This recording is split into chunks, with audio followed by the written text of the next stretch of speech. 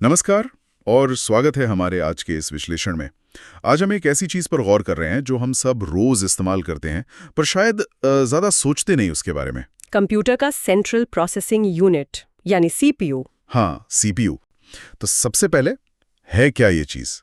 पूरा नाम तो पता है, सेंट्रल प्रोसेसिंग यूनिट, प्रोसेसर भी कहते हैं इसे। बिल्कुल, और ये दिमाग वाली बात काफी हद तक सही भी है।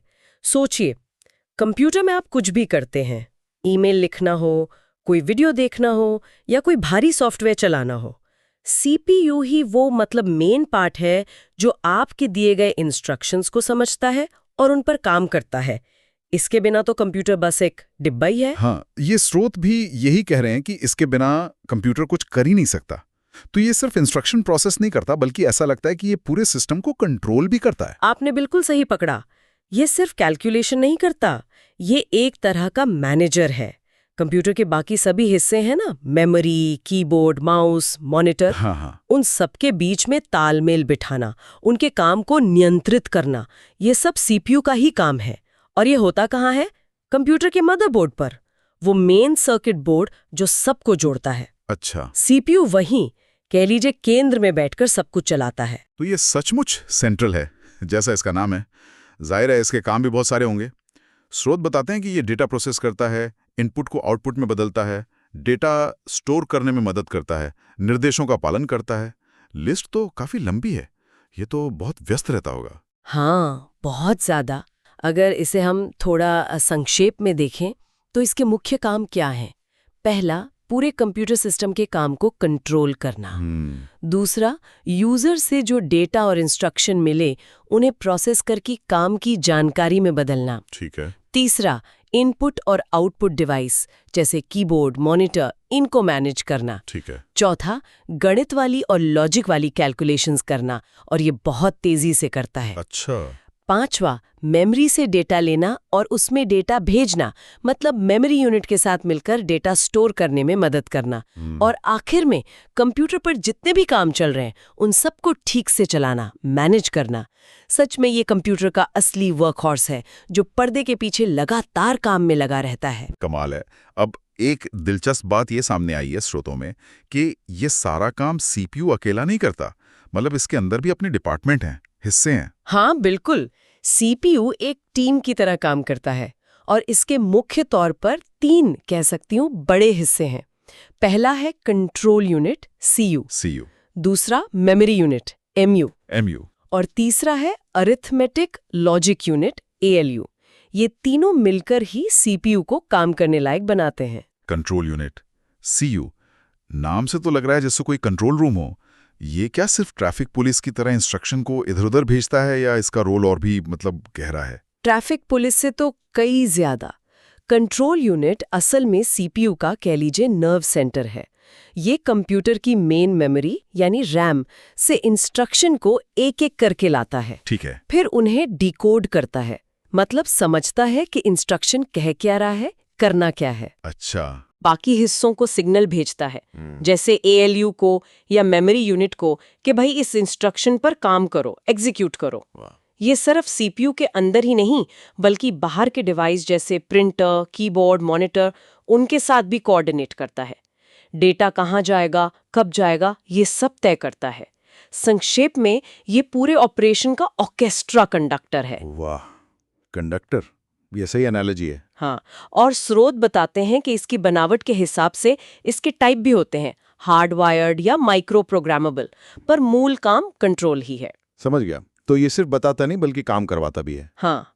अच्छा, दूसरा हिस्सा मेमोरी यूनिट एमयू, ये तो सीधा सीधा स्टोरेज से जुड़ा हुआ लग रहा है। हाँ, मेमोरी यूनिट का काम है डेटा और इंस्ट्रक्शंस को टेम्पररी तौर पर स्टोर करना, वो डेटा जिनकी सीपीयू को फौरन जरूरत पड़ सकती है।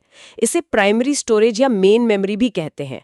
इसमें सबसे आम है RAM, random access memory. RAM, हाँ। सीपीयू सीधे इसी मेमोरी से डेटा पढ़ता और लिखता है क्योंकि ये बहुत तेज होती है। लेकिन कंप्यूटर में तो हार्ड डिस्क या एसएसडी भी होती है, वो भी तो मेमोरी है। अच्छा सवाल है। वो कहलाती है सेकेंडरी मेमोरी। सेकेंडरी मेमोरी जैसे आपकी हार्ड ड्राइव या एसएसडी, वो डेटा को लंबे समय तक स्टोर करने के लिए होती है। उसकी कैपेसिटी भी बहुत ज्यादा होती है। वो तो है। लेकिन सीपीयू सीधे सेकेंडरी मेमोरी से काम नहीं करता। क्यों? क्योंकि वो प्राइमरी मेमोरी यानी रैम के मुकाबले धीमी होती है। अच्छा, धीमी होती है। हाँ, तो सीपीयू क्या करता है, जरूरी डेटा और इंस्ट्रक्शन को पहले सेकेंडरी मेमोरी से रैम में लाता है और फिर रैम से सीधा एक्सेस करता है तेजी के लिए। तो मेमोरी यूनिट का मतलब यहाँ उस मेमोरी से है जिसके साथ सीपीयू सीधे इंटरैक्ट करता है। ठीक है, समझ गया। तेजी के लिए रैम पर निर्भरता, ओके। और तीसरा हिस्सा था ALU, अरिथमेटिक लॉजिक यूनिट। इसके नाम में ही गणित और तर्क है। बिल्कुल, ALU ही सीपीयू का वो हिस्सा है जहां असली मतलब कैलकुलेशंस होती हैं। अरिथमेटिक यानी गणित वाले काम, जोड़ना, घटाना, गुणा करना, भाग देना, ये सब। और लॉजिक यानी तर्क वाले काम, जैसे दो नंबरों की तुलना करना, कौन सा बड़ा है, छोटा है या बराबर है, या ये जांचना कि कोई कंडीशन सही है या गलत, ट्रू या फॉल्स। कंप्यूटर जो भी डिसीजन लेता है या कैलकुलेशन करता है, उसके पीछे ALU का ही हाथ होता है।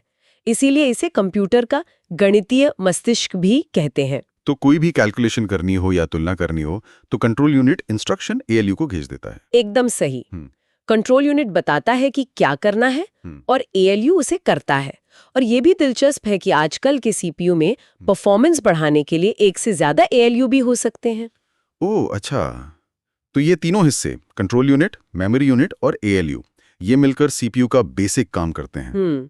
लेकिन स्रोत ये भी बताते हैं कि इनके अलावा भी कुछ और खास बातें हैं जो सीपीयू की ताकत तय करती हैं, उसकी क्षमता। इन फीचर्स पे बात करते हैं। हाँ जरूर, कई ऐसी चीजें हैं जो बताती हैं कि कोई सीपीयू कितना पावरफुल है। पहली और सबसे आम है स्पीड यानी गति। सीपीयू कितनी तेजी से इंस्ट्रक्शंस को प्रोसेस कर सकता है, ये उसके क्लॉक स्पीड पर निर्भर करता है, जिसे हम गीगाहर्ट्ज में नापते हैं। गीगाहर्ट्ज, हाँ सुना है। ज्यादा गीगाहर्ट्ज का मतलब है कि सीपीयू 1 सेकंड में ज्यादा क्लॉक साइकिल पूरे कर सकता है। तो थ्योरी में वो तेज हुआ। तो क्या बात ज्यादा गीगाहर्ट्ज वाला सीपीयू खरीद लेना चाहिए, वही बेस्ट होगा? जरूरी नहीं, ये एक जरूरी फैक्टर है पर अकेला नहीं।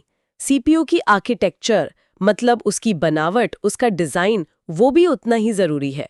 कभी कभी कम क्लॉक स्पीड वाला लेकिन नए और बेहतर डिजाइन वाला सीपीयू ज्यादा क्लॉक स्पीड वाले पुराने डिजाइन के सीपीयू से तेज काम कर सकता है। ओह, ये तो ध्यान रखने वाली बात है। हाँ, लेकिन अगर आर्किटेक्चर एक जैसी हो तो ज्यादा क्लॉक स्पीड वाला सीपीयू ज्यादा तेज होगा आमतौर पर। ठीक है, ये हुई स्पीड की बात।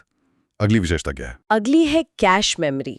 कैश मेमोरी ये सीपीयू के अंदर या उसके बिल्कुल पास लगी एक छोटी सी लेकिन बहुत ही तेज मेमोरी होती है। रैम से भी तेज? हाँ, रैम से भी काफी तेज। इसका काम है उन डेटा और इंस्ट्रक्शंस को रखना जिनका सीपीयू बार बार इस्तेमाल कर रहा है। क्योंकि ये इतनी तेज और इतनी पास होती है, सीपीयू को जरूरी जानकारी के लिए बार बार धीमी रैम तक नहीं जाना पड़ता। इससे काफी टाइम बचता है और परफॉर्मेंस बढ़ जाती है। अच्छा, तो यही वजह है कि जब हम कोई ऐप या फाइल बार बार खोलते हैं तो वो कई बार पहले से ज्यादा तेजी से खुलती है। बहुत हद तक हाँ। कैश मेमोरी उसी डेटा को संभाल कर रखती है जिसके दोबारा इस्तेमाल होने की संभावना ज्यादा होती है। ये सीपीयू का अपना छोटा सा सुपर फास्ट स्टोर रूम है, समझिए। साइज में छोटी होती है, मेगाबाइट्स में, लेकिन असर बहुत बड़ा डालती है। दिलचस्प। और स्रोत कोर के बारे में भी काफी बात करते हैं, ये क्या भला है? कोर असल में सीपीयू के अंदर प्रोसेसिंग करने वाली यूनिट होती है। पुराने जमाने में सीपीयू में सिर्फ एक कोर होता था, सिंगल कोर। हाँ। लेकिन आजकल के ज्यादातर सीपीयू मल्टी कोर होते हैं, यानी उनमें 2 dual core, 4 quad core, 6 hexa core, 8 octa core या उससे भी ज्यादा कोर होते हैं। हर कोर अपने आप में एक छोटा प्रोसेसर जैसा होता है जो इंस्ट्रक्शंस को प्रोसेस कर सकता है। तो ज्यादा कोर मतलब सीपीयू एक साथ ज्यादा काम कर सकता है? बिल्कुल बिल्कुल वही बात है। इसे मल्टीटास्किंग कहते हैं। मल्टीटास्किंग? हाँ, जो कि सीपीयू की एक और अहम खासियत है, खासकर मल्टी कोर सीपीयू की। सोचिए, आप एक ही टाइम पर ब्राउजर में 10 टैब खोलकर बैठे हैं, पीछे गाने भी चल रहे हैं और शायद कोई फाइल डाउनलोड भी हो रही है। हाँ, रोज की बातें हैं। तो ये सब एक साथ इसलिए हो पाता है क्योंकि अलग-अलग कोर इन कामों को आपस में बांट लेते हैं। ये कुछ वैसा ही है जैसे एक शेफ एक साथ कई बर्नर पर अलग-अलग डिश बना रहा हो। सही। सीपीयू के कोर उन बर्नर की तरह हैं। जितने ज्यादा कोर उतनी बेहतर मल्टीटास्किंग। बढ़िया उदाहरण, इससे समझना आसान हो गया। और एक आखिरी फीचर का जिक्र भी है स्रोतों में, पंखा, फैन। ये सीपीयू का हिस्सा कैसे हुआ? सीधे तौर पर सीपीयू का हिस्सा नहीं है, पर उसके लिए बहुत जरूरी है। सीपीयू जब काम करता है, खासकर जब भारी काम जैसे गेमिंग या वीडियो एडिटिंग, हाँ। तो बहुत गर्मी पैदा करता है। अगर ये बहुत ज्यादा गर्म हो जाए तो ये धीमा हो सकता है, हैंग हो सकता है या खराब भी हो सकता है। ओह, इसलिए सीपीयू को ठंडा रखने के लिए उसके ऊपर एक हीट सिंक, एक मेटल का टुकड़ा और एक पंखा लगाया जाता है। ये पंखा लगातार हवा फेंककर हीट सिंक और सीपीयू को ठंडा रखता है ताकि वो अपनी पूरी ताकत से काम कर सके। कभी-कभी जब कंप्यूटर पर ज्यादा लोड पड़ता है तो आपको पंखे के तेज घूमने की आवाज सुनाई देती होगी। हाँ बिल्कुल, मैंने ध्यान दिया है। वो इसीलिए होता है। तो ये सब हिस्से और फीचर्स मिलकर सीपीयू को काम करने लायक बनाते हैं। पर ये काम होता कैसे है? मतलब जब हम कीबोर्ड पर कुछ दबाते हैं या माउस क्लिक करते हैं तो सीपीयू उसे नतीजे में कैसे बदलता है? इसकी पूरी प्रक्रिया क्या है? स्रोतों में क्या बताया गया है? सीपीयू की जो बेसिक काम करने की प्रक्रिया है उसे अक्सर इंस्ट्रक्शन साइकिल कहते हैं। इससे मुख्य रूप से 4 स्टेप्स में बांटा जा सकता है और ये साइकिल लगातार बहुत तेजी से चलता रहता है। 4 स्टेप्स, ओके। 1. फेच। सबसे पहले सीपीयू मेमोरी, आमतौर पर रैम, से अगला इंस्ट्रक्शन उठाता है जिसे इसे एग्जीक्यूट करना है। ये काम कंट्रोल यूनिट करता है। ये वैसा ही है जैसे किसी रेसिपी बुक से अगला स्टेप पढ़ना। ठीक है, फेच। 2. डिकोड। डिकोड। इंस्ट्रक्शन मिलने के बाद सीपीयू को उसे समझना होता है। कंट्रोल यूनिट उस इंस्ट्रक्शन को बाइनरी कोड में डिकोड करता है ताकि पता चले कि असल में करना क्या है, कौन सा ऑपरेशन है, किस डेटा पर करना है, एएलयू इस्तेमाल होगा या मेमोरी। ये रेसिपी में लिखे स्टेप का मतलब समझने जैसा है। फेच फिर डिकोड। ओके। 3. एग्जीक्यूट। ये वो स्टेप है जहां सीपीयू असल में इंस्ट्रक्शन पर काम करता है। अगर इंस्ट्रक्शन गणित का है तो एएलयू काम करेगा। अगर डेटा को मेमोरी में कहीं और ले जाना है तो मेमोरी यूनिट और कंट्रोल यूनिट मिलकर काम करेंगे। ये रेसिपी के स्टेप को असल में करने जैसा है, सब्जी काटना या मसाले मिलाना। एग्जीक्यूट। 4. स्टोर। और आखिर में एग्जीक्यूट करने के बाद जो नतीजा निकलता है या जो नया डेटा बनता है उसे सीपीयू वापस मेमोरी में स्टोर कर देता है, या तो कैश में या रैम में। ये नतीजा बाद में किसी और इंस्ट्रक्शन के लिए इस्तेमाल हो सकता है या फिर मॉनिटर जैसे आउटपुट डिवाइस पर भेजा जा सकता है। ये पके हुए खाने को प्लेट में निकालकर रखने जैसा है। Fetch, decode, execute, store, FDES। ये चक्र लगातार चलता रहता है अरबों बार प्रति सेकंड। ये सोचना ही मतलब कमाल है। इस प्रक्रिया में कहीं रुकावट या देरी भी आ सकती है क्या? हाँ, बिल्कुल आ सकती है। अगर सीपीयू को मेमोरी से डेटा या इंस्ट्रक्शन लाने में ज्यादा टाइम लगे, मान लीजिए जरूरी डेटा कैश में नहीं मिला, रैम से लाना पड़ा, हाँ, तो वो एक बॉटलनेक मतलब रुकावट बन सकता है। सीपीयू की अपनी स्पीड, मेमोरी की स्पीड, उनके बीच डेटा ले जाने वाले रास्ते, बस स्पीड, ये सब मिलकर तय करते हैं कि पूरी प्रक्रिया कितनी तेज होगी। समझ गया। अच्छा, हमने पहले कोर की बात की थी और कैसे मल्टी कोर सीपीयू मल्टीटास्किंग में मदद करते हैं। स्रोतों में कोर की संख्या के आधार पर सीपीयू के टाइप्स का भी जिक्र है। क्या हम इस पर थोड़ी और बात कर सकते हैं? हाँ बिल्कुल। कोर की संख्या सीपीयू को क्लासिफाई करने का एक बहुत आम तरीका है और ये सीधे सीधे उसकी कैपेसिटी से जुड़ा है। जैसा हमने कहा, सिंगल कोर सीपीयू ये सबसे पुराने टाइप थे। सिर्फ एक प्रोसेसिंग कोर एक टाइम में एक ही काम ठीक से कर पाते थे। आज तो लगभग नहीं दिखते। स्रोत में इंटेल 4004 का उदाहरण था जो पहला कमर्शियल सीपीयू था। हाँ, 4004। ड्यूअल कोर सीपीयू ये मल्टीटास्किंग की तरफ पहला बड़ा कदम था। 2 कोर, परफॉर्मेंस में काफी सुधार हुआ। Intel core Duo, AMD X2 वगैरह इसके शुरुआती उदाहरण थे। क्वाड कोर सीपीयू, इसमें 4 कोर होते हैं। ड्यूअल कोर से भी बेहतर मल्टीटास्किंग और परफॉर्मेंस। ये आज भी बहुत से डेस्कटॉप और लैपटॉप में आम है। क्वाड कोर, हाँ। हेक्सा कोर, ऑक्टा कोर और डेका कोर सीपीयू ये और भी ज्यादा कोर वाले सीपीयू हैं।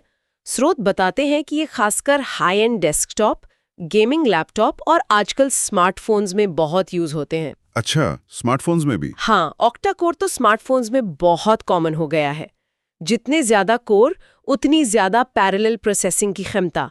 मतलब भारी गेम्स, वीडियो एडिटिंग, एक साथ कई ऐप्स चलाना, ये सब आसान हो जाता है। तो मूल रूप से ज्यादा कोर मतलब ज्यादा काम एक साथ करने की क्षमता। सिंगल कोर से डेकाकोर तक तकनीक का वाकई काफी लंबा सफर रहा है ये। इस सारी तकनीकी जानकारी के अलावा क्या स्रोतों में कुछ और रोचक या हैरान करने वाली बातें भी मिली? हाँ, कुछ दिलचस्प फैक्ट्स हैं। एक तो यही कि पहला कमर्शियल माइक्रोप्रोसेसर इंटेल 4004 जिसे फेडेरिको फैगिन और उनकी टीम ने बनाया था, वो 1971 में आया था। 1971? हाँ, 1971। ये वो पल था जिसने पर्सनल कंप्यूटर क्रांति की नींव रखी थी, समझिए। 50 साल से भी ज्यादा पहले, और तब से अब तक कितना कुछ बदल गया है। बिल्कुल। और दूसरा रोचक फैक्ट सीपीयू की कॉम्प्लेक्सिटी से जुड़ा है। हाँ। हमने बात की कि सीपीयू कैलकुलेशंस करता है, पर कैसे? हाँ। ये ट्रांजिस्टर नाम के बहुत ही छोटे इलेक्ट्रॉनिक स्विच की मदद से करता है। ट्रांजिस्टर? हाँ। स्रोत बताते हैं कि आज के मॉडर्न सीपीयू में अरबों, बिलियंस ट्रांजिस्टर हो सकते हैं। अरबों? हाँ। 10 करोड़ तो शायद पुरानी बात हो गई, अब तो संख्या कई अरबों में है। और ये सारे ट्रांजिस्टर एक नाखून जितने छोटे सिलिकॉन चिप पर लगे होते हैं। ये सच में इंजीनियरिंग का एक चमत्कार है। अरबों ट्रांजिस्टर एक छोटी सी चिप पर, ये सोचना भी मुश्किल है। तो आज हमने जो ये सब समझा, इसका निचोड़ क्या निकाल सकते हैं? हमने देखा कि सीपीयू को दिमाग कहना काफी हद तक सही है। ये इंस्ट्रक्शन लेता है, प्रोसेस करता है और कंप्यूटर के बाकी हिस्सों को कंट्रोल करता है। हाँ, और हमने इसके अंदर के जरूरी हिस्सों को समझा। कंट्रोल यूनिट जो कंडक्टर है, मेमोरी यूनिट जो जरूरी जानकारी पास रखती है, और एएलयू जो असली कैलकुलेशन करता है। और हमने ये भी जाना कि clock speed, cache memory, core की संख्या और मल्टीटास्किंग जैसे फीचर्स कैसे मिलकर सीपीयू की परफॉर्मेंस तय करते हैं। साथ ही हमने देखा कि ये फेच, डीकोड, एग्जीक्यूट और स्टोर के 4 स्टेप्स वाले एक लगातार चलने वाले साइकिल में काम करता है। और कैसे वक्त के साथ सिंगल कोर से हम डेका कोर और शायद उससे भी आगे तक पहुंच गए हैं, जिससे हमारे डिवाइस लगातार ज्यादा पावरफुल होते जा रहे हैं।